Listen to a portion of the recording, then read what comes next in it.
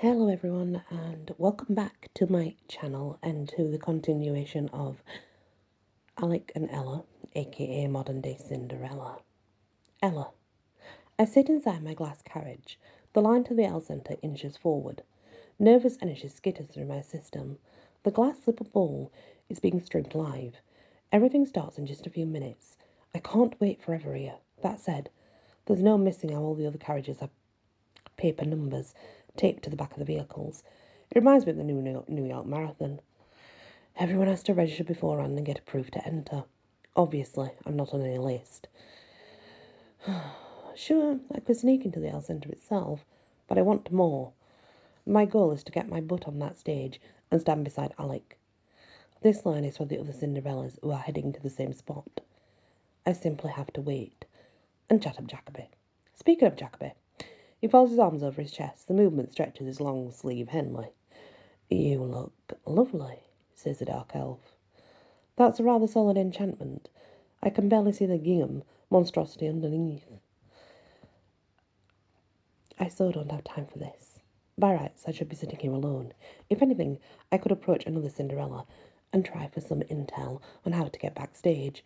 Instead, I'm stuck with Jacoby around an him. Is there a reason you're here? I ask. Yes. I'm wondering if you need a date for this evening's event. No, thank you. So you're with Alec now. I huff a breath. I'm unsure, Jacoby, if Alec is your choice. I should be very downhearted. He winks. That's not exactly a sad face. You look upset, I smirk. I am desperately. I even stopped by Cinder to check on your welfare.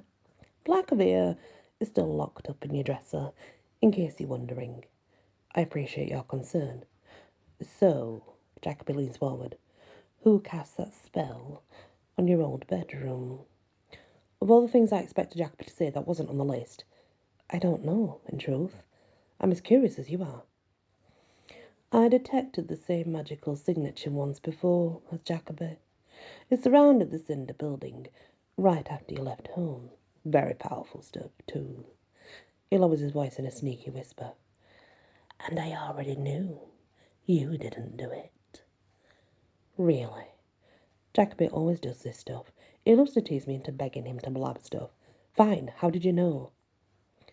The magic was elven. I'll just add that to the list of things that shock me about this conversation. Elven? Seriously? No question about it. And the power's signature was unique. And it appeared twice. First, right after you left Cinder. And second, when your room was revealed. Any ideas about the identity of the casters? I don't think it was multiple people, I say. Why? It would make sense that you'd censor magic 3 years ago. That would have been when the mystery caster hid in my room. Then you detected again when the room was revealed. Same casting, same person. Anything else of me? Leaning back on my bench, I think through this news. What do I know that wields elven magic? Or who do I know? There are only 4 kinds of school or elves. Only one of them will acknowledge my existence, and that's Jacoby. So it can't be a Westlake prep kid. But it could be anyone else I know. Could be anybody behind this. I shrug. I got nothing. And you're certain about tonight and Alec? I'm positive. I don't need a date tonight, although I do appreciate you for asking. There's been more to my interests than just tonight. I've been rather frantic this week, just so you know. After you disappeared, I tried to find you. Marchesa put me in prison. I freed myself. Clearly, says Jacoby. To my elven sight, all sort of magic flows through you now. Undoubtedly. You flatter me like a pancake if I tried to keep you from the L Centre. Undoubtedly. And that's the double-edged sword that is Jacoby. Just when I think he's all sweet and worried for my safety, he talks about keeping me from the L Centre tonight. In that case, I'll take my leave. Jacoby's silver gaze turns intense. Just know this. You're my beautiful and powerful warden. Mine. All the blood seems to drain from my body. Warden? How do you know? That doesn't matter. What's important is this. Whatever takes place tonight with Alec, he gestures between us. This isn't over. You can't control me, says the girl with zero idea of who I really am. A silver crown appears atop of Jacoby's head. I blink and rub my eyes and blink again. Yeah, there's definitely a crown. You see, you're not the only one keeping secrets, my Ella. And with that, Jacoby vanishes. Our conversation keeps spinning through my brain. That really happened. My friend, who as it turns out is elven royalty, just revealed I'm his property. Mum warned me. She warned me that this interested elf was worse than a barnacle when it comes to scraping them off. Why didn't I listen? And that is the next part of Ella's story. Let's head over to Alec. I wait at right stage. From this spot, the audience and cameras can't see me, yet I can view everything that happens on stage. Basically, my role is to stand here until I'm called to choose Ivy Cinder. No matter what, this isn't happening. I just hope to live through the process. If I'm caught again, there's no way Legend will fail his next mind vice. Tonight simply must work.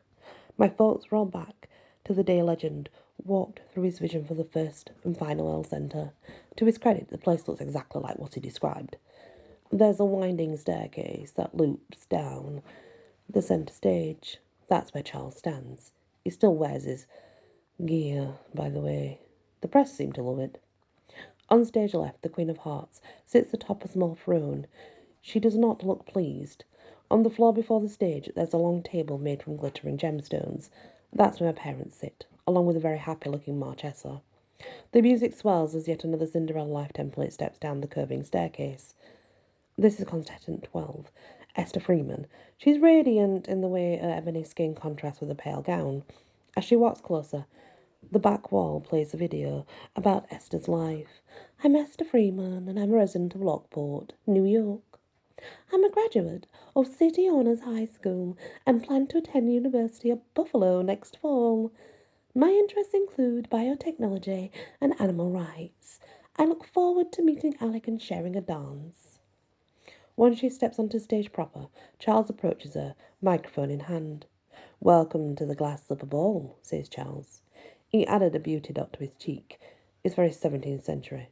Why don't you tell us your name once more? Esther Freeman, she replies.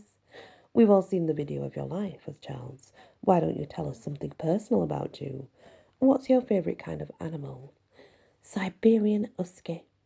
Oh, that's grand. Charles turns to the gleaming table before the stage itself. What do our judges say?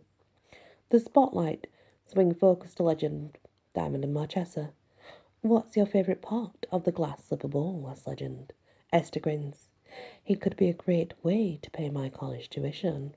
The audience laughs. Diamond goes next. Who do you like better, me or Legend? My mother smiles, but there's an edge to the question. You're both lovely, says Esther. Next, it's Marchesa's turn. Are you a member of the Magicorum? Yes. I'm part shifter. Marchesa's nostrils flare. A shifter Cinderella? She doesn't wait for an answer.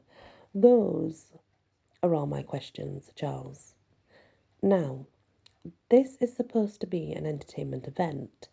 Somehow Marchesa has the idea it's a court case, and she's present to cross-examine the witnesses. It's pretty obvious that Marchesa sees every Cinderella contestant as a possible threat to Ivy. Once again, I wish I could shut this whole situation down.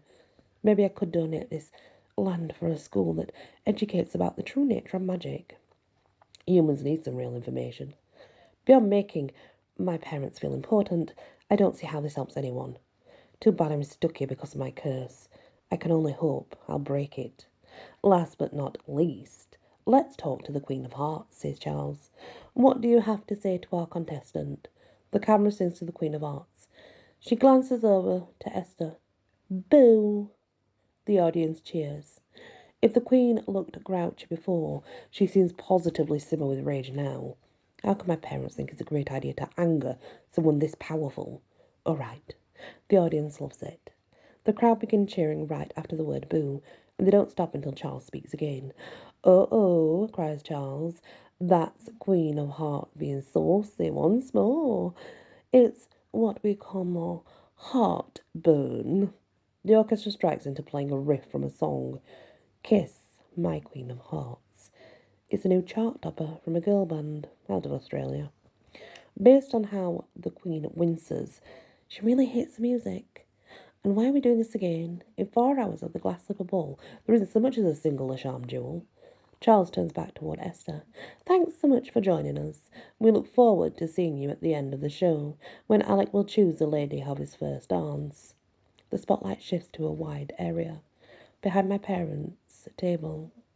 Cameras scan the space while Charles keeps talking. And here we have it, the dance floor for tonight's event.